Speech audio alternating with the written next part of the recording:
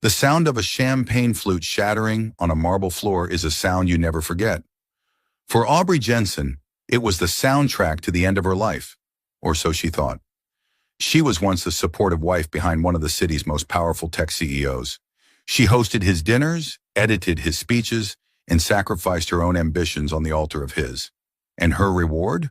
A public humiliation in a Michelin star restaurant, replaced by a woman half her age with twice her ambition. They called her a tragic figure, a discarded wife. They whispered about her at galas she no longer attended. But they never imagined that the woman they pitied would be the one to orchestrate the most spectacular downfall the city had ever seen. This is the story of how a broken heart forged the sharpest legal mind, and how revenge is a dish best served in a multi-billion-dollar lawsuit. The air in L'Etoile was thick with the scent of money and truffle oil. It was the kind of restaurant where conversations were conducted in hushed, confident tones, and the waiters moved with the silent grace of predators. For 12 years, this world had been Aubrey Jensen's reality. She sat opposite her husband, Gregory Shaw, the celebrated founder and CEO of Shaw Innovations. He was a man carved from ambition, with a smile that could charm investors and a gaze that could freeze a boardroom. Tonight, that gaze was fixed on something over her shoulder. "Gregory," she began, her voice a soft counterpoint to the restaurant's low hum. "I was thinking about the fundraiser for the Children's Hospital. I've confirmed the string quartet, and Chef Antoine has agreed to consult on the menu." He didn't respond immediately. He took a slow sip of his Cabernet. His eyes, the same eyes that once looked at her with adoration, now held a detached, almost clinical coldness.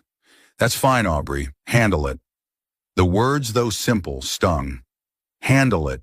It was the phrase he used for tasks, for problems, for things he didn't want to be bothered with. It was what she had become, a task to be managed. At 42, Aubrey was still a strikingly elegant woman, with a quiet intelligence that she had long since learned to mute in her husband's incandescent presence. She had met him in college, a brilliant, hungry coder with dreams bigger than their tiny apartment. She had been in her first year of law school, top of her class, but when his startup began to take off, she had made a choice. She dropped out to support him, managing the books, networking, being the gracious partner that a man on the rise needed. She had never regretted it, until now. "Is everything all right?" she asked, a knot of dread tightening in her stomach. The distance between them had been growing for months, a silent, icy chasm. The late nights at the office, the business trips she wasn't invited on, the way he flinched ever so slightly when she touched his arm. Gregory finally met her eyes. He placed his wine glass down with surgical precision. "No, Aubrey, it's not." The ambient noise of the restaurant seemed to fade away, creating a vacuum around their table. "We need to talk about us," he said, the phrase a cliché turned executioner's blade. "I know things have been distant," she started, her hands trembling slightly in her lap. "But we can fix it, Greg. We always do. Maybe a vacation? Just the two of us, like we used to." He gave a short, bitter laugh that didn't reach his eyes. "Fix it? Aubrey, you can't fix a rotary phone in a world of smartphones. It's obsolete." The cruelty of the metaphor hit her like a physical blow. "Obsolete? Is that what I am to you?" "I've evolved," he said, leaning forward, his voice dropping to a conspiratorial whisper, as if he were letting her in on a stock tip. "The company is going global. I'm a different man.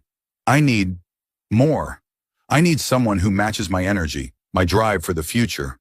And then she saw her, a young woman standing near the bar, her dress a vibrant splash of crimson against the restaurant's muted earth tones.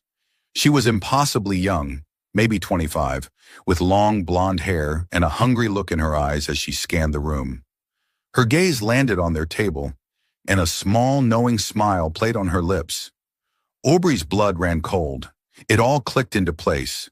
The scent of a different perfume on his suits.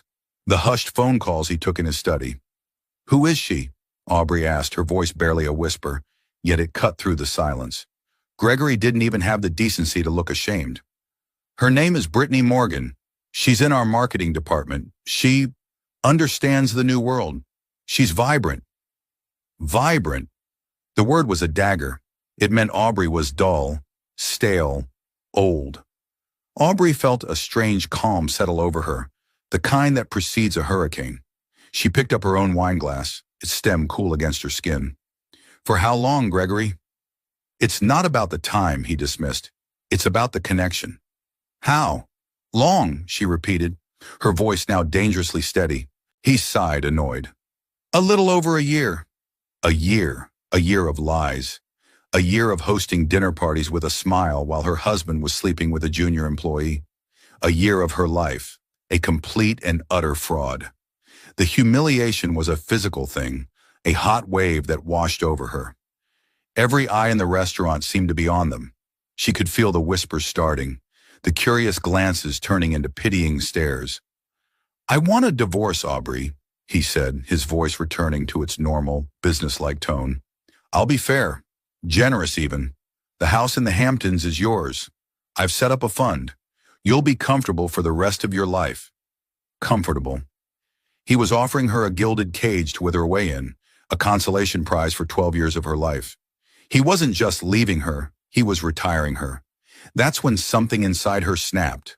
The quiet, supportive wife vanished, and in her place was a woman scorned, a woman whose intelligence had been underestimated for the last time. She looked at him, truly looked at him, and saw not the man she had loved, but a weak, arrogant shell. Then she looked over at Brittany, who was now sauntering towards their table, a triumphant smirk on her face. Is this her? Brittany asked Gregory, completely ignoring Aubrey. Her voice was high and saccharine. Brittany, not now, Gregory muttered, a flicker of irritation crossing his face. But Aubrey stood up, her movements fluid and deliberate. She looked Brittany up and down, a cool, analytical assessment. He'll do the same to you, you know, Aubrey said, her voice clear and caring. Once your vibrancy starts to fade, men like him don't trade up. They just trade in for the newer model. It's a depreciating asset. Brittany's face flushed with anger. You're just a bitter old woman. Aubrey gave a small, sad smile. No, I'm the woman who built the foundation of the company you work for. I'm the woman who proofread the business plan that made him a millionaire. And I'm the woman who is about to become his biggest regret. With that, she looked at Gregory. Generous? You have no idea what I'm going to take from you. It won't be about the money. It will be about respect. The respect you owe me for every single brick I laid in the foundation of your empire. She turned to leave, but as she passed the table, her hand brushed against her champagne flute. With a flick of her wrist, she sent it toppling over. It hit the marble floor with a loud, definitive crash, shattering into 1,000 glittering pieces. Every head in the restaurant turned. Aubrey didn't look back. She walked out of the restaurant, leaving the wreckage of her marriage behind her, the sound of shattering glass, not an ending, but a declaration of war. The first few weeks were a blur of sympathetic phone calls and casseroles left on her doorstep. Her best friend, Dr. Lena Petrova, a sharp-witted psychologist, was her rock. While others offered platitudes, Lena offered truths. Let yourself break, Aubrey, Lena had said one night, sitting amidst a sea of moving boxes in Aubrey's new, much smaller apartment. Break completely, because the woman who emerges from this wreckage will be unbreakable. Aubrey did break. She wept for the man she thought she knew, for the future she thought she had. She mourned the years she had dedicated to his dream, only to be written out of the final chapter. The society pages were brutal, painting her as the aging, jilted wife and Gregory and Brittany as the city's hot new power couple. Each photo of them at a gala or on a yacht was a fresh twist of the knife. Gregory's generous offer came via his lawyer, a lump sum settlement with a strict non-disclosure agreement. It was enough money to live comfortably, but it was hush money. It was designed to make her disappear quietly. She stared at the legal document, the dense paragraphs of jargon, and felt a flicker of something she hadn't felt in years, a spark of her old self.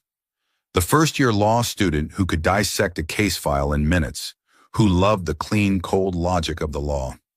I'm not signing it, she told Lena over the phone. Good, Lena replied. What are you going to do? I'm going to finish what I started, Aubrey said, a newfound resolve hardening her voice. The next day, she called the admissions office of her old law school. Being a 42-year-old first-year student, again, was humbling. She was surrounded by bright-eyed, ambitious 20-somethings who saw her as a curiosity. They didn't see the fire in her eyes, the singular purpose that drove her. She sold the Hamptons house Gregory had so generously given her. It felt tainted. She used the money to pay her tuition and living expenses, severing the last financial tie to her old life. She moved into an even smaller apartment near campus, trading walk-in closets for towering stacks of textbooks. The work was grueling. While her classmates were balancing studies with social lives, Aubrey was fueled by black coffee and a burning need to prove herself. She wasn't just studying law, she was sharpening a weapon. Every case she read about corporate malfeasance, every lecture on contract disputes she mentally filed away, applying the lessons to an imaginary case against Shaw Innovations. Her professors quickly noticed her. She wasn't just smart, she was wise. Her life experience gave her a perspective her younger peers lacked. She could see the human element behind the legalese, the greed and ego that drove so many corporate battles. One of her mentors was Professor Robert Schmidt, a retired corporate lawyer with a legendary reputation. He was notoriously tough, but he saw the steel in Aubrey. "You're not here for a degree, are you, Mrs. Jensen?" he asked her one day after she had brilliantly dismantled a complex M&A case study in his seminar. "It's Ms. Jensen now, Professor," she corrected him gently. "And no, I'm here for an education." He nodded, a flicker of respect in his sharp eyes. "There's a difference. Most of these kids want the paper on the wall. You're learning how to build the wall and how to tear it down. Don't lose that edge." She didn't. She graduated 3 years later, summa cum laude, at the top of her class. The dean mentioned her specifically in the commencement speech, calling her an inspiration. As she walked across the stage to receive her diploma, she didn't think of Gregory. She thought of the woman who had walked out of that restaurant 5 years ago, broken and humiliated. This moment was for her. Job offers poured in from top-tier firms. She accepted a position at Whitman Pearson Associates, a boutique firm known for taking on the toughest, most aggressive corporate litigation cases in the country.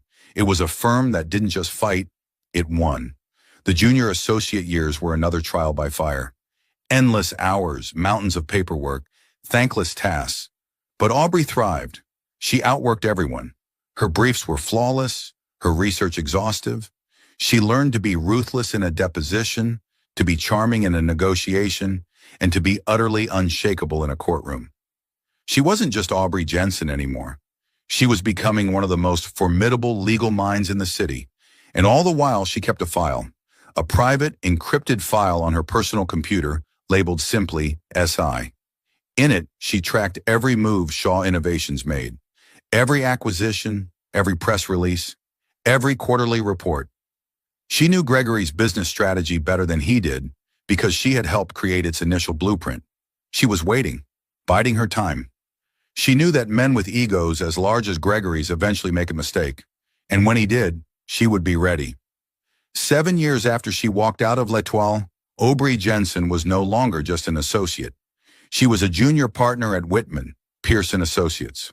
Her name was whispered with a mixture of fear and admiration in boardrooms across the country. She was known for her meticulous preparation and a courtroom presence that could dismantle a hostile witness with a few quiet, well-aimed questions. The soft, accommodating woman she had once been was a ghost, a memory. Her life was her work. Her apartment was a minimalist sanctuary of steel and glass overlooking the city, a fortress of solitude. Her friendship with Lena was her only anchor to her past.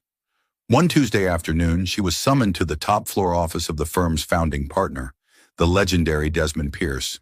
Mr. Pierce was a man in his late 70s with eyes that had seen the rise and fall of corporate titans. He was old school, valuing loyalty and competence above all else. Being called to his office could mean one of two things. You were about to be fired, or you were about to be handed the case of a lifetime. Aubrey walked in, her posture erect, her expression neutral. "You wanted to see me, Mr. Pierce." He was standing by his panoramic window, looking down at the city below. "Aubrey, come in. Tell me, what do you know about the tech sector?" "I know it's volatile, driven by innovation and ego in equal measure," she replied without hesitation. "And I know the biggest players are often the most exposed." A rare smile touched Pierce's thin lips. Good, because we've just been retained by a client with a very big problem and very deep pockets. Pierce Global. Aubrey's eyebrows raised slightly. Pierce Global was Desmond's own holding company, a massive conglomerate with interests in everything from manufacturing to logistics. Our own firm? My firm, my problem, he corrected. A few years ago, we invested heavily in a brilliant little software startup, a company called Ether Dynamics. They developed a revolutionary logistics and supply chain management AI. It was going to change the industry. He paused, turning to face her. 6 months before their product launch, they were driven into bankruptcy by a competitor who launched a suspiciously similar product first, backed by a massive marketing blitz. Ether's founders lost everything. Industrial espionage? Aubrey guessed. Worse, Pierce said, his voice turning hard. A complete hostile takeover of their intellectual property. We could never prove it, but we always suspected the theft came from the top. We've been waiting for the right moment, the right leverage to go after them. And that moment has arrived. He walked over to his large mahogany desk and picked up a thick file, dropping it with a heavy thud in front of Aubrey.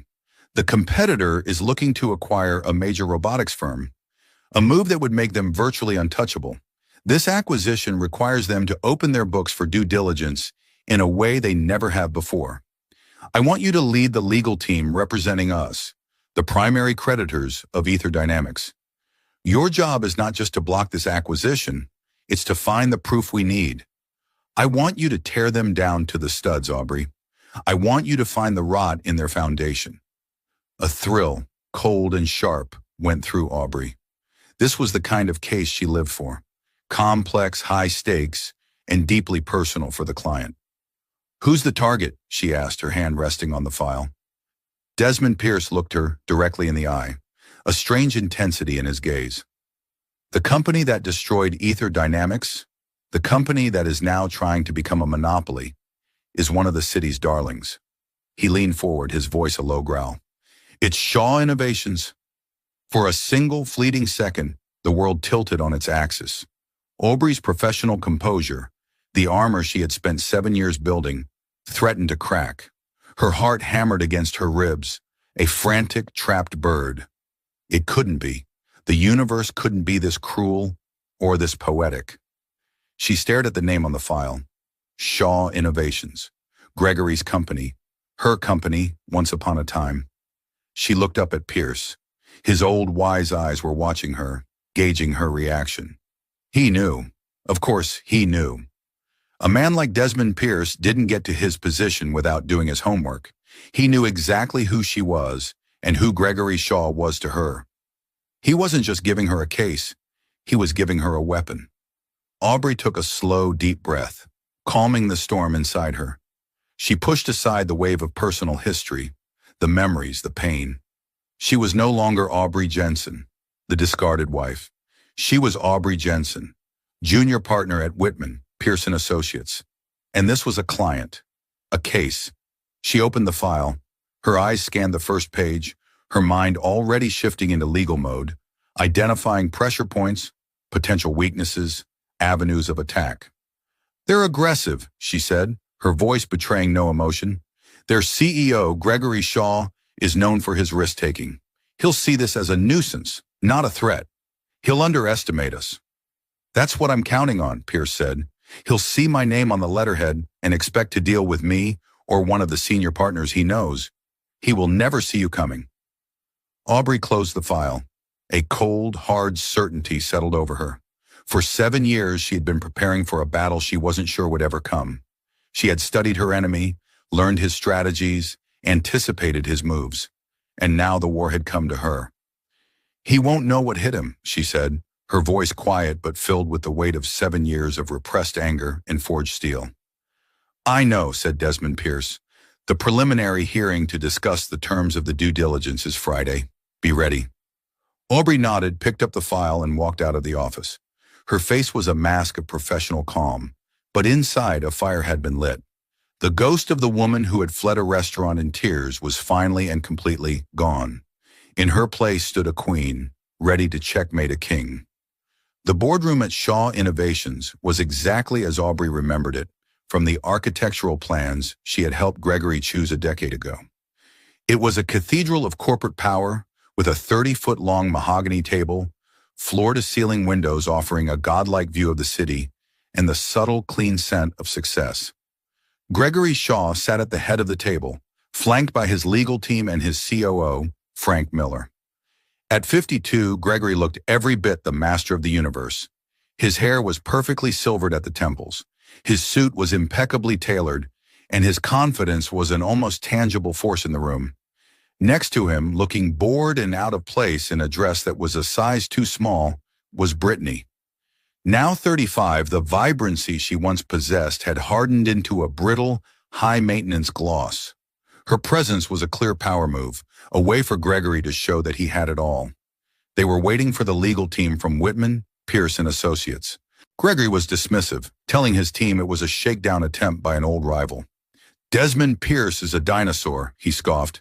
"He's probably sending some stuffy old partner to rattle our cage. We'll offer them a settlement and be done with it by lunch." The boardroom doors opened.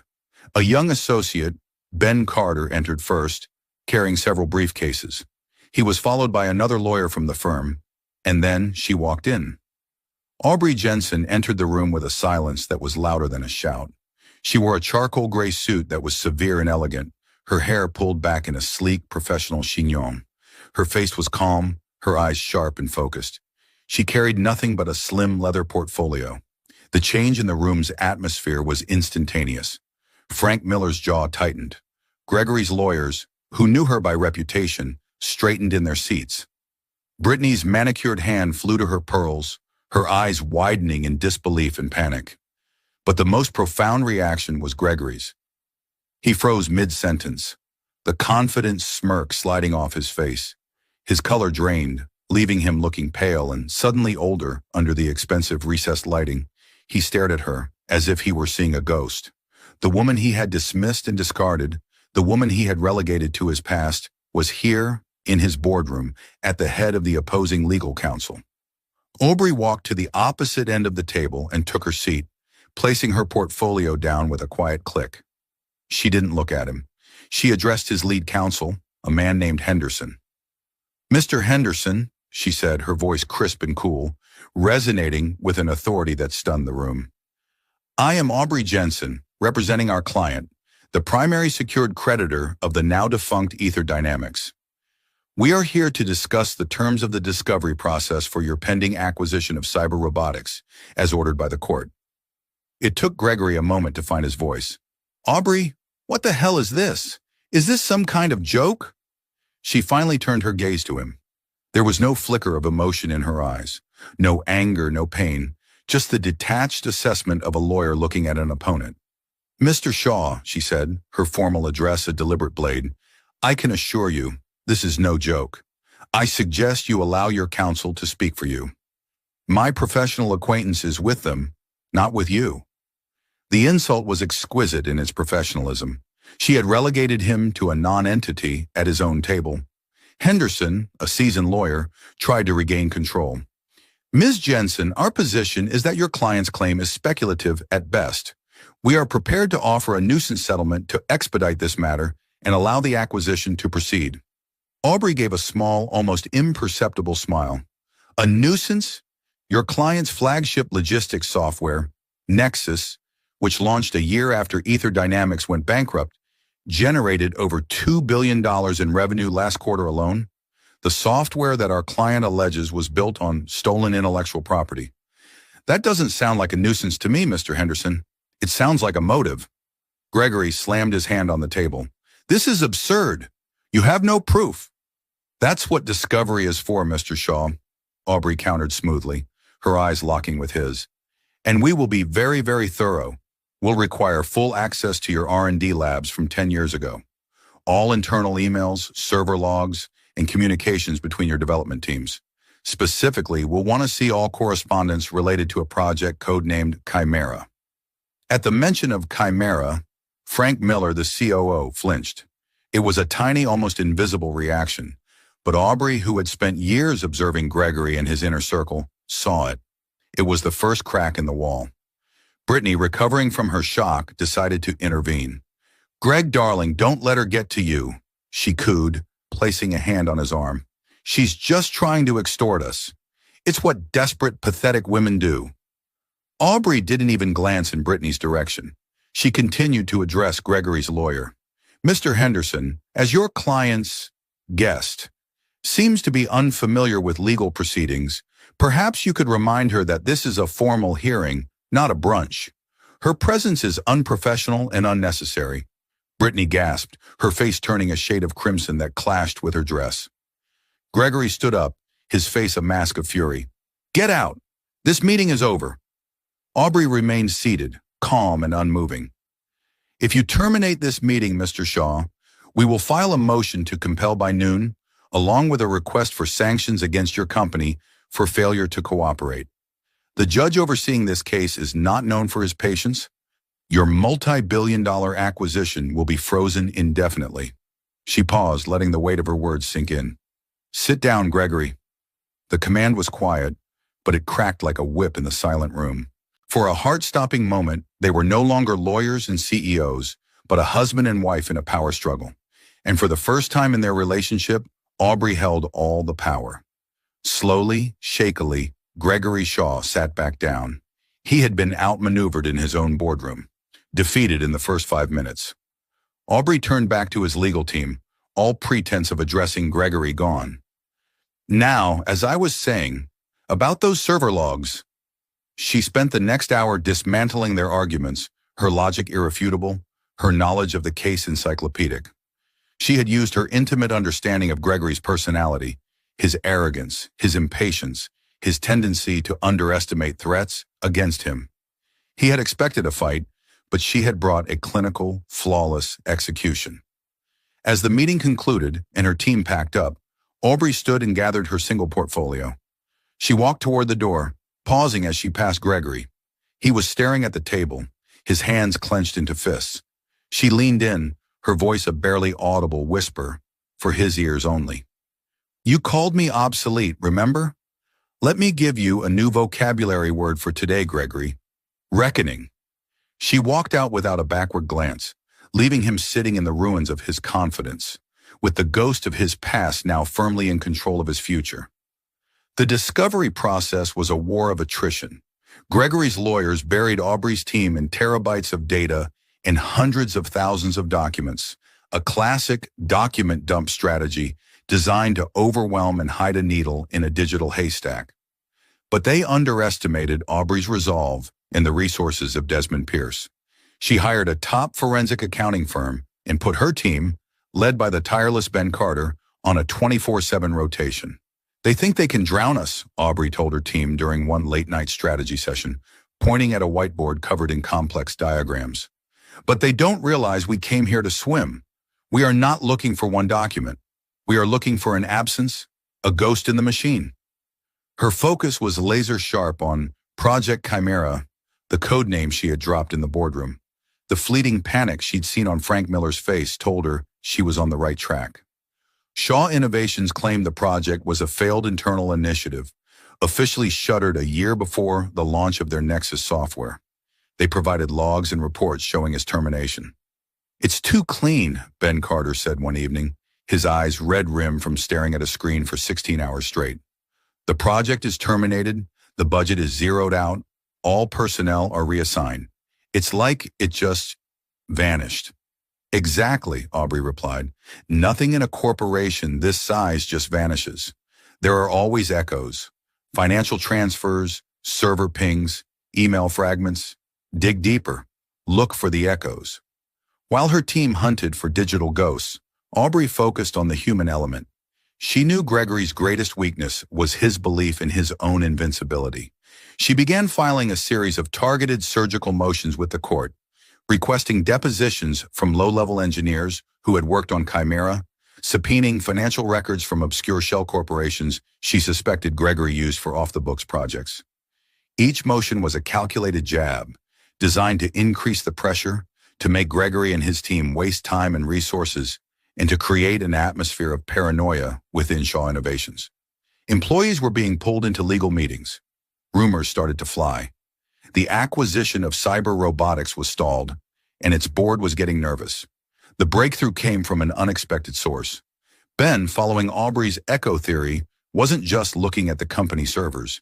He was cross-referencing expense reports of the Chimera project managers with their building access card logs.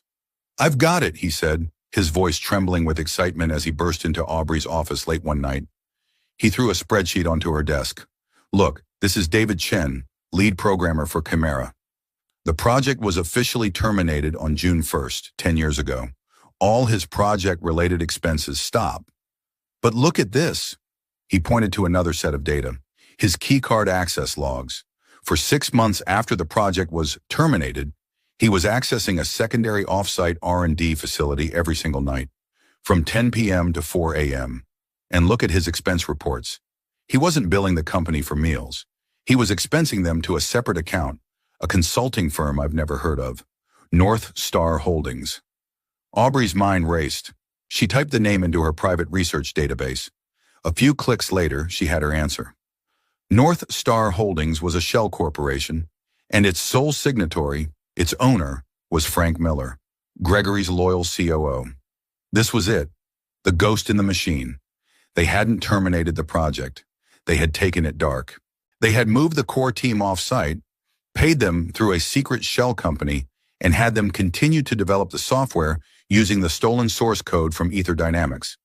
They had created a perfect firewall between the official R&D of Shaw Innovations and the illegal development. Project Chimera hadn't died.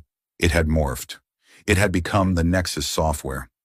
"They created a cutout," Aubrey whispered, a slow smile spreading across her face. "It's brilliant, in a completely criminal way. Frank Miller was the bagman." Now she understood. Gregory kept his own hands clean, letting his COO manage the dirty work, ensuring plausible deniability. Frank's loyalty was the linchpin of the entire conspiracy. If he stayed silent, they had nothing but circumstantial evidence. But if he could be made to talk— "Ben," Aubrey said, her voice sharp and decisive, "draft a subpoena for all financial records of North Star Holdings and schedule a deposition for Mr. Frank Miller. I want him in this office, alone, by the end of the week." The game had just changed. It was no longer a corporate dispute about intellectual property. With the discovery of the Shell Corporation and the secret off-site development, it had crossed the line into fraud. Criminal fraud. Aubrey leaned back in her chair, the city lights twinkling behind her. She thought of Gregory sitting in his penthouse, believing he was untouchable. He had built his empire on a foundation of lies, held together by the loyalty of one man. And Aubrey Jensen was about to take a sledgehammer to it. The news of the subpoena for North Star Holdings and the deposition of Frank Miller sent a shockwave through Shaw Innovations. The pressure, which had been a slow, steady squeeze, was now becoming unbearable. The cyber robotics deal was on the verge of collapse. The board of directors was demanding answers. Gregory's response was to double down on his arrogance. He called Frank into his office, the atmosphere thick with tension. "They have nothing," Gregory blustered, pacing back and forth. "North Star was a legitimate consulting entity. Your work there was separate. You will go to this deposition, you will answer their questions vaguely, and you will admit nothing. Understand?" Frank Miller, a man who had been in Gregory's shadow for 20 years, looked tired. The loyalty that had once been his defining feature was now a crushing weight. "Greg, this is getting out of control. We're talking about fraud, jail time." "Don't be dramatic," Gregory snapped. "It's my word against a dead company. And who are they going to believe? Me or some bitter, vindictive woman playing lawyer?" The casual, cruel dismissal of Aubrey struck a nerve with Frank. He had known Aubrey for years. He remembered her kindness, her intelligence. He had watched as Gregory cast her aside and had said nothing. His complicity was a stone in his gut. "She's not just playing lawyer, Greg," Frank said quietly. "She's good, and she knows you. She knows how you think." "She knows nothing," Gregory roared, his composure finally cracking. "Just stick to the story, Frank, or you'll go down with me." The threat hung in the air, ugly and undisguised. The bond between them, once forged in ambition, was now corroded by fear. Meanwhile, the pressure was also destroying Gregory's gilded life with Brittany. The endless legal bills and the stress of the lawsuit meant less attention and fewer luxuries for her. The Gullison parties were replaced by tense dinners with lawyers. One evening, seeing Gregory distracted and poring over legal documents, Brittany made a desperate, calculated move. She found Aubrey's private office number through a contact and called her. "Aubrey, it's Brittany Morgan," she said, her voice a nervous rush. Aubrey, surprised, paused her work. "What do you want, Brittany?" I want to help you," Brittany stammered. "I know things. Things Gregory has said about the project. He's a monster. He's obsessed with this case, with you. He's not the man I thought he was." Aubrey listened, a sense of profound pity mixing with disgust. Brittany wasn't turning on Gregory out of a sense of justice. She was a rat trying to flee a sinking ship. She was trying to secure a future for herself, just as she had done all those years ago. "Let me be clear," Aubrey said, her voice like ice. "You are not an ally. You are a symptom of the problem. You were a willing participant in the life he built on lies. The fact that you are turning on him now only proves my point from all those years ago. You are a transaction, and you feel the deal is going sour. Don't ever call me again. You made your bed. Now you can lie in it with him." She hung up, the conversation solidifying her resolve. This was bigger than her personal pain. It was about dismantling a corrupt system that Gregory had built, a system that rewarded greed and discarded people like tools. The day of Frank Miller's deposition arrived. He walked into the conference room at Whitman, Pierce and Associates, looking like a man on his way to the gallows. Aubrey was there alone, no other lawyers present, just her, Frank, and a court stenographer. She didn't start with aggression, she started with empathy. "Frank," she began, her tone soft, "we've known each other a long time. I remember when you first joined the company. You had 2 young daughters. They must be in college now." Frank shifted uncomfortably. "They are. This must be hard on your family," she continued. "The stress, the uncertainty. Loyalty is an admirable quality, Frank. I valued it, but there is a difference between loyalty and complicity in a crime." She then laid out her case, not as an accusation, but as a statement of fact. She showed him the keycard logs, the expense reports from North Star Holdings, the wire transfers from Shaw Innovations to the shell company, and from the shell company to the personal accounts of the key engineers. "This is not circumstantial, Frank. This is a roadmap of a federal crime, conspiracy to commit wire fraud, intellectual property theft. The list is long. When this goes to trial, and it will, the prosecution will offer a deal to the first person who cooperates. Everyone else will take the fall." She leaned forward, her eyes locking with his. "Gregory has insulated himself. He made you the signatory of North Star. He made you approve the expenses. His fingerprints are nowhere. Yours are everywhere. When the ship goes down, who do you think he's going to throw overboard to save himself?" She let the question hang in the air. She had planted the seed of doubt years ago, and now she was watching it bloom into full-blown panic in Frank Miller's eyes. He saw the truth. Gregory's loyalty was only to himself.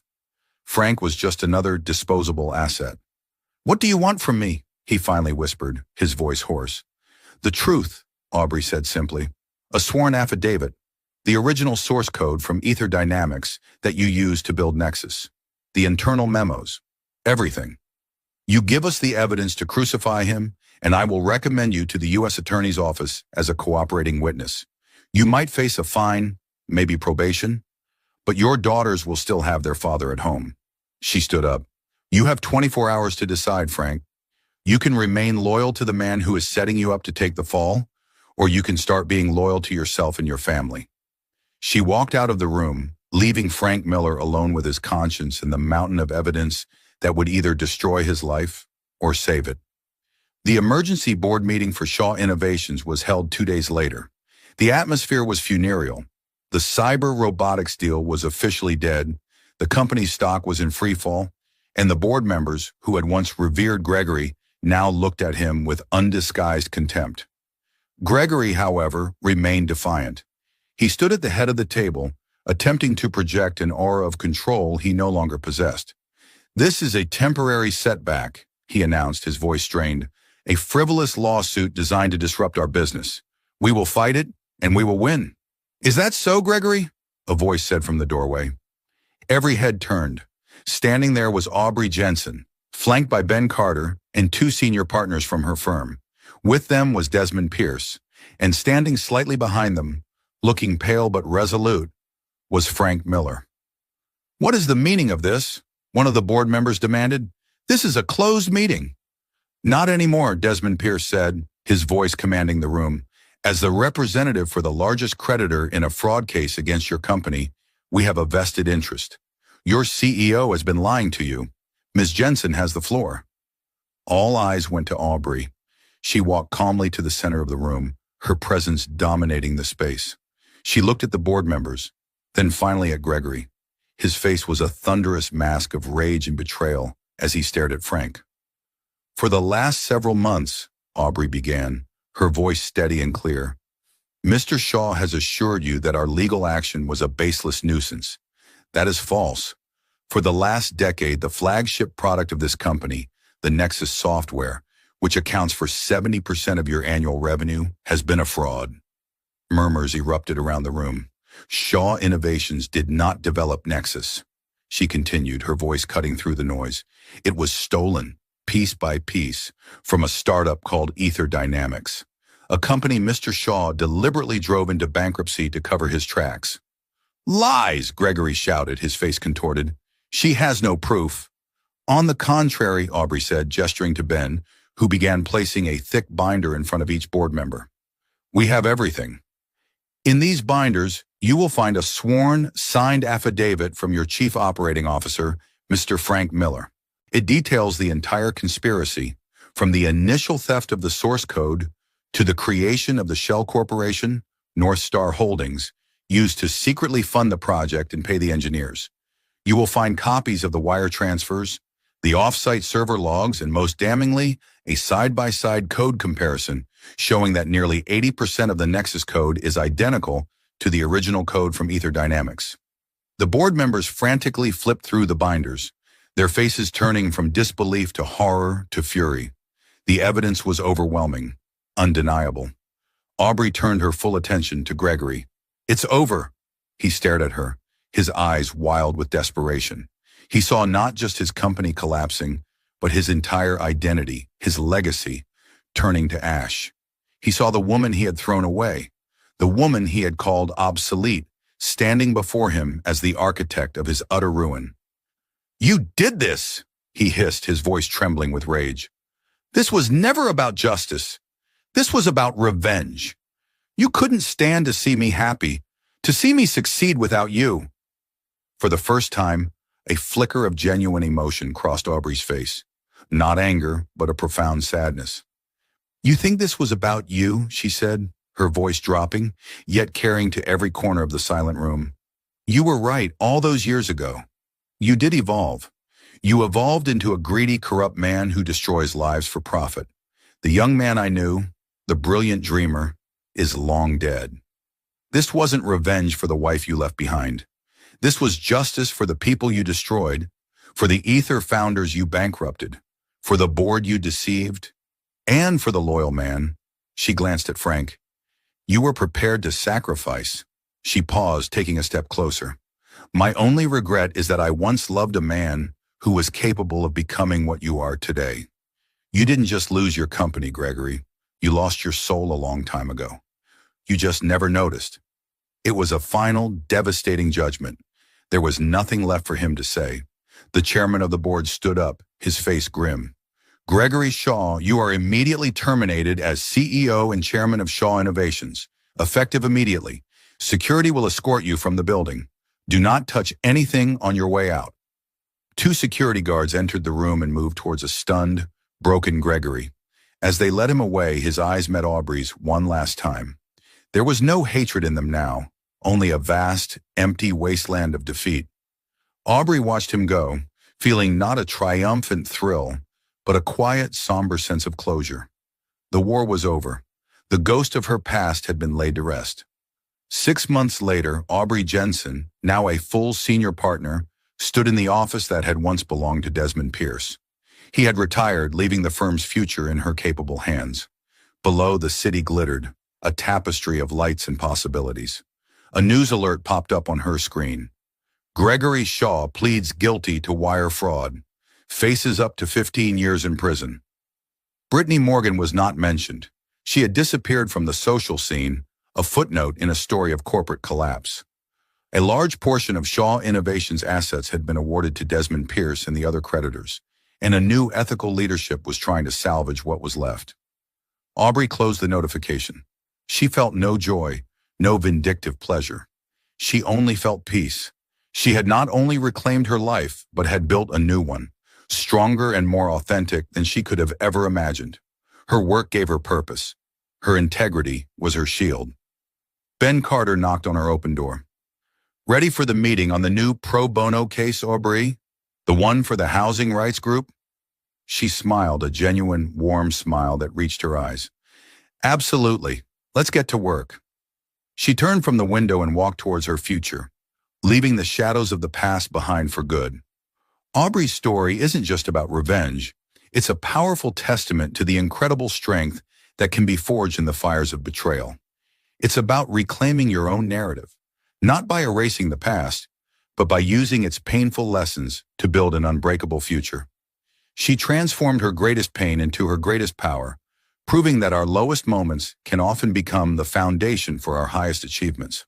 Her journey reminds us that true success isn't about having the perfect life, but about having the resilience to rebuild, redefine, and rise again, stronger and wiser than before. What did you think of Aubrey's ultimate victory? Was it justice, revenge, or both? Let us know your thoughts in the comments below. If this story of resilience and empowerment resonated with you, please give this video a thumbs up, share it with someone who needs to hear it, and make sure you subscribe to our channel for more real-life drama and inspiring stories. Click that notification bell so you never miss an update. Thank you for listening.